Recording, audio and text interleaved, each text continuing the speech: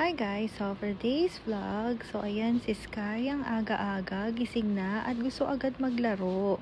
So ayan, kaya nga nakipaglaro agad ako sa kanya kasi nga, ayan gustong gusto niya yung toy na yan.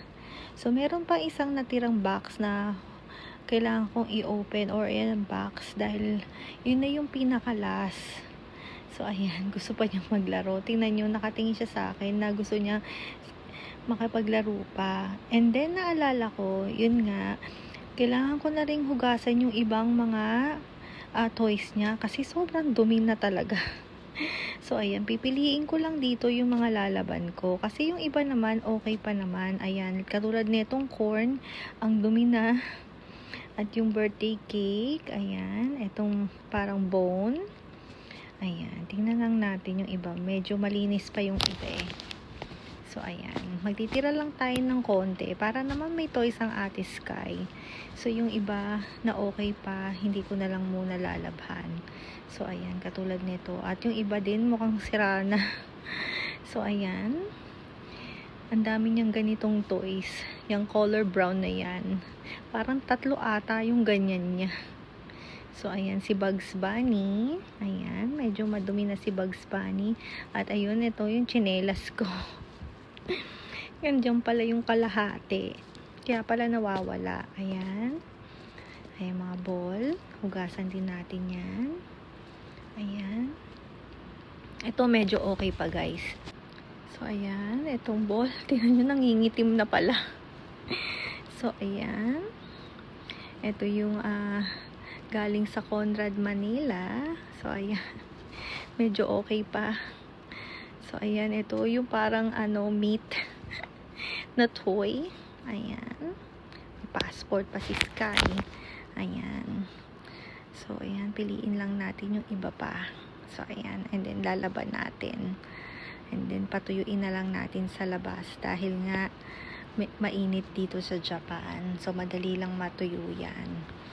So, ayan. Ayan yung mga napili kong lalaban. Tingnan nyo naman, guys. Talagang ang dumi. Hindi ko alam kung kailan yung huli kong nalabhan yung mga toys niya o hindi ko pa nalalabhan. So, ayan, nilagay ko na dito sa washer. Yan, ikot-ikot siya dyan.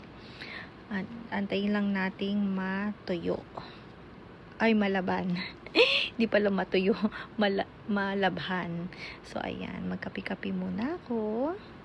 And then, mag-ready na akong pumasok sa work dahil may pasok pa ako, guys. So, ayan, kape-kape. Syempre, hindi pwedeng walang kape. Dahil pag walang kape, hindi aandar ang ating araw. So, ayan, ready na akong pumasok sa work. So, ayan, naantay ko na lang si G-Style dahil ihahatid niya ako. So, ayan. So, 8 to 9 hours na naman ang ating pasok. So, ayan na si G-Style. Ihahatid muna niya ako sa work. And then, papasok na rin siya. So, ayan. So, syempre, dumaan na naman kami dito sa McDonald's. Hindi pwedeng wala. Dahil kailangan naming magkape. So, ayan. So, same lang naman yung ino-order namin dito. Yung hot caramel latte. So, ayan. Punta tayo doon. Nakapagbayad na kami. And then, pipick upin na namin yung in-order namin. So, ayan. So, iba yung window sa pagbayad at iba yung window sa pag-pick up. Ayan. Siyempre, may kasamang hash brown yan pag breakfast.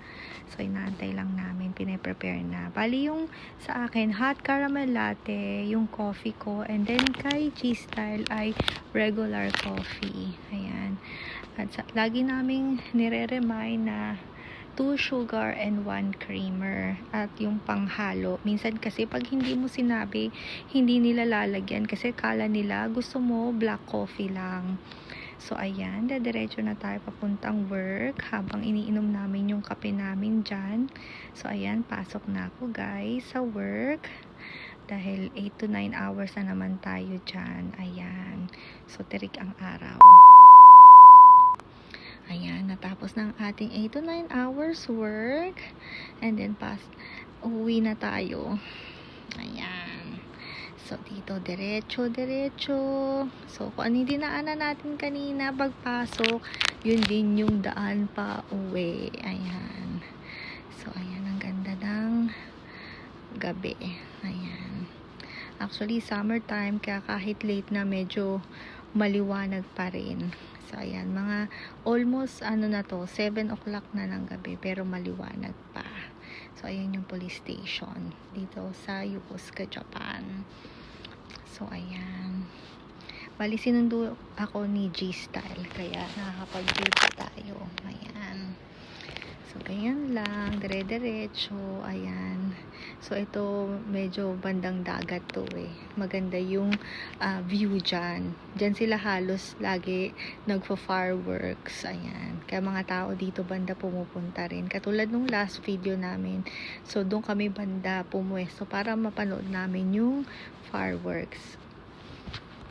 So, ayan, may mall dito banda at ayan, may Popeyes chicken kaming tinake out. So, hindi ko na lang din na video yung pag-take out namin ng Popeyes. Ayan. At ayan, ang Popeyes kailangan nyo talagang kainin agad-agad.